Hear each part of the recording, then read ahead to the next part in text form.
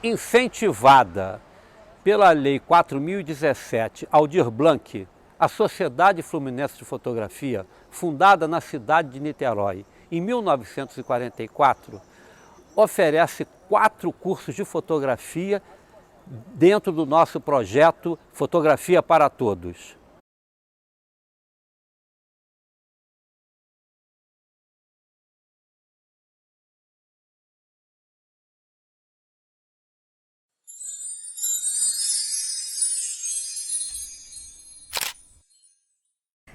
Olá, eu sou a Cíntia Ferreira, eu faço parte da Sociedade Fluminense de Fotografia, que é uma instituição de fotografia e ponto de cultura em Niterói. Estou participando desse projeto que consiste na disponibilização de cursos no canal do YouTube da instituição. Estou na área da artes visuais há cerca de 4 anos. Iniciei e me desenvolvi aqui na sociedade. Logo depois eu fiz uma pós-graduação de fotografia e imagem pelo Instituto Universitário de Pesquisas do Rio de Janeiro, que é na Cândido Mendes. Logo depois também eu fiz um curso de fotografia expandida na Escola de Artes Visuais do Parque Lage, e atualmente eu sou graduanda do curso de licenciatura em artes visuais na UERJ. Já fui também bolsista de extensão de um projeto de mapeamento de produções culturais alternativas no estado do Rio de Janeiro, que se chama Coletivo Malta, e hoje eu sou bolsista CNPq de um projeto de arte, educação e saúde, onde as oficinas são feitas no Hospital Pedro Ernesto, que é da UERJ.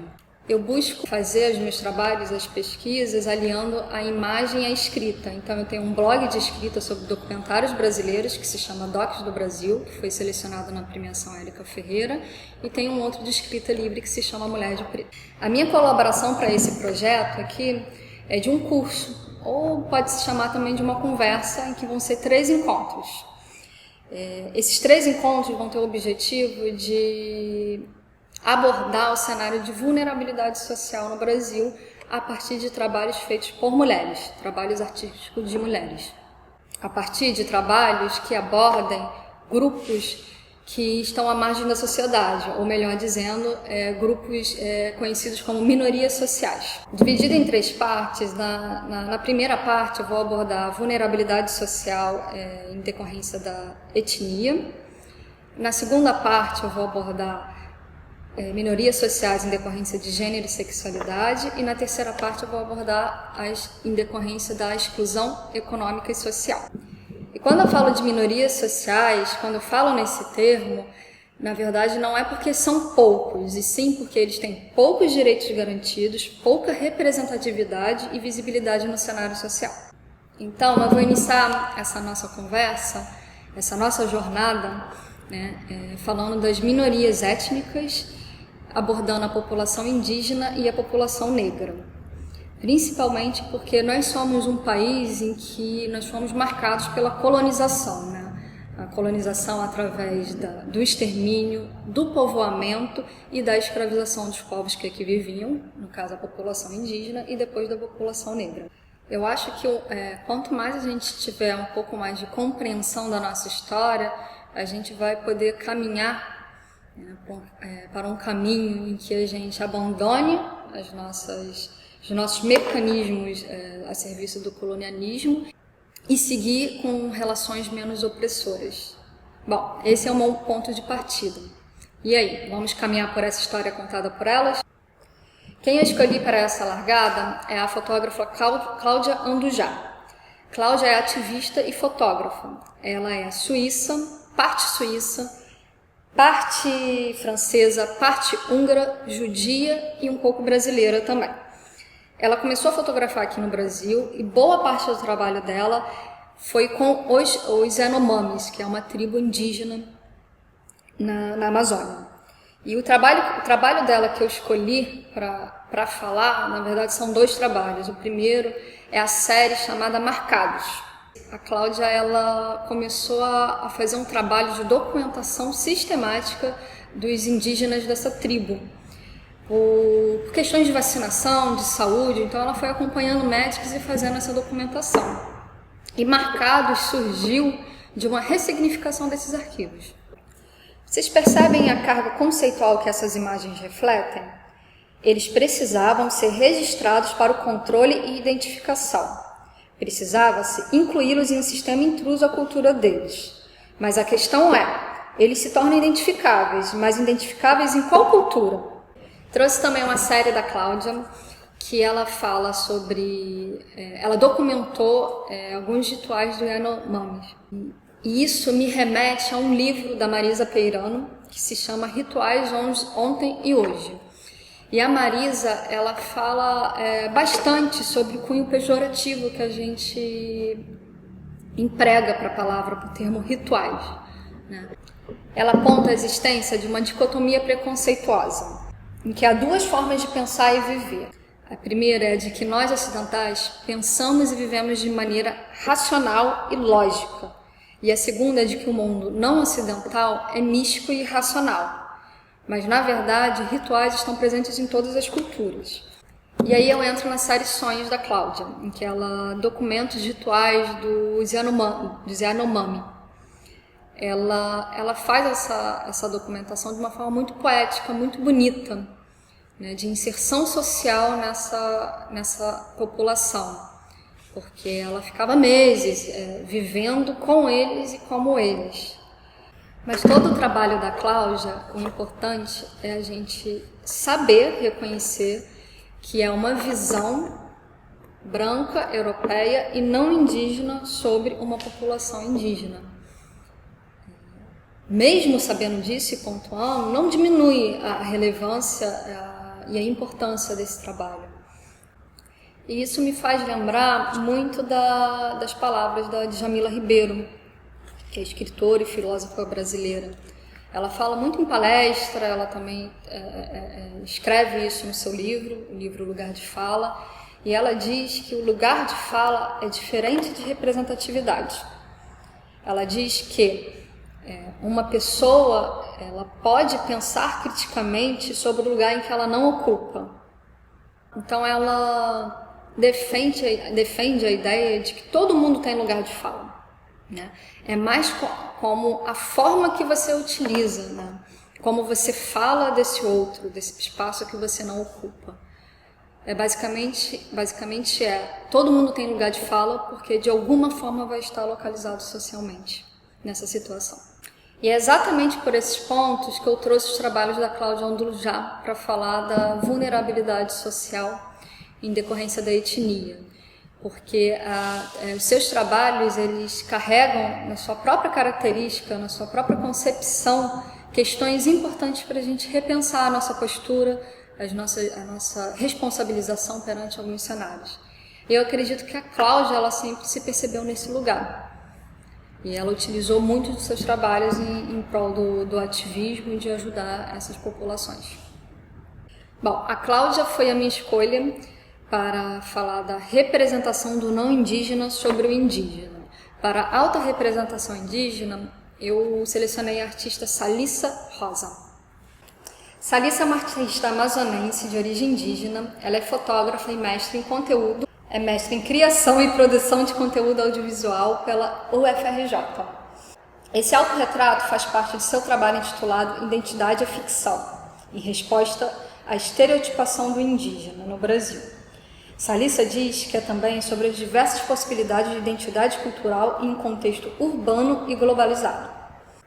A Salissa faz também muita performance, e eu diria que ela usa muito as instituições e a institucionalização da arte em prol desse ativismo. A sua série que mais me chamou a atenção se chama Resistência. Ela ficou em exposição no Museu de Arte de São Paulo, e consiste em uma reunião de imagens de facões utilizados por pessoas que ela conhece. Buscando um pouco mais sobre a Salissa, eu fui ao Instagram dela, e a primeira postagem é de uma fotografia de um facão com a seguinte frase: como liberar uma dor. E mais adiante, uma outra descrição. O facão é popularmente um símbolo de resistência, mas também de sobrevivência. Porém, pode ser usado para ferir, mas também para abrir caminho nas matas. É muito utilizado para trabalhos rurais e colheitas. É um tipo de utensílio dos mais antigos que existem.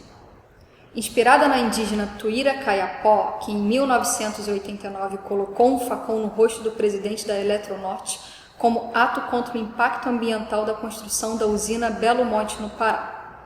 Recorro a diversos outros facões que são utilizados por pessoas que conheço para marcar a cidade e que acredito que, de alguma maneira, são capazes de afetar a ordem pública em diversos sentidos. E assim eu encerro o primeiro bloco sobre a população indígena e agora vamos falar sobre a população negra. Para falar da população negra, eu vou iniciar lendo um poema da Conceição Evaristo, que se chama Vozes Mulheres. A voz de minha filha recolhe todas as nossas vozes, recolhe em si as vozes mudas caladas, engasgadas nas gargantas. A voz de minha filha recolhe em si a fala e o ato, o ontem, o hoje, o agora. Na voz de minha filha se fará ouvir a ressonância, o eco da vida à liberdade. E assim vamos falar dos trabalhos de Rosana Paulino. A Rosana eu a conheci em uma exposição coletiva, Mulheres no Mar, do Museu de Arte do Rio de Janeiro. E o trabalho dela me chamou muita atenção, ele é muito impactante, ele é muito denso. E a Rosana, ela é pesquisadora, ela é educadora e artista. Ela traz essa representação da população negra para além do olhar do artista branco. E ela faz isso tanto no trabalho acadêmico quanto no artístico. Buscando um pouco mais da Rosana, eu encontrei uma série do Itaú Cultural que se chama Cada Voz, onde são convidadas algumas personalidades da arte e da cultura para falar um pouco sobre a sua trajetória, a sua vida pessoal e artística. E eu achei muito interessante essas palavras da Rosana, e eu vou ler para vocês que eu transcrevi, né, essas palavras dela da série, e eu vou ler enquanto passam algumas imagens dela, dos trabalhos dela. Eu ia no museu e não me via representada ali. Não me vendo representada, isso causou a me incomodar. Ainda é um pouco difícil você entrar, a não ser em exposições temáticas, e ver a população negra ali autorrepresentada. Eu digo autorrepresentada porque nós fomos muito objeto de representação. Então é muito comum você entrar no museu, por exemplo, e ver uma obra de um artista que representou a população negra, mas sob a sua ótica de não pertencimento àquela população. E ainda é difícil eu entrar e ver a obra de um artista negro que vai falar das especificidades da sua cultura. A cultura brasileira, no geral, ainda é muito eurocêntrica, muito masculina, muito branca e ainda não reconheceu essas especificidades. E eu acho que eu tiro forças para levantar da cama e trabalhar da minha própria ancestralidade. Os indígenas e os negros, desde que essa terra é terra e, entre aspas, foi descoberta, ela tem maltratado essas populações. E o que me encanta e me deixa surpresa é que, apesar de todo o sofrimento, ainda assim conseguiram criar uma cultura. Não consigo nem ter ideia do que é você viver num país, ser sequestrado, jogado no porão do navio, levado para um outro local onde você não sabe se vai chegar vivo ou morto, que língua fala, fazer o quê, e ainda assim essas pessoas conseguiram aceitar um país e ainda cantaram. A música brasileira é a nossa maior influência negra. Então, se eles passaram por isso, conseguiram fazer, eu tenho a obrigação também de fazer.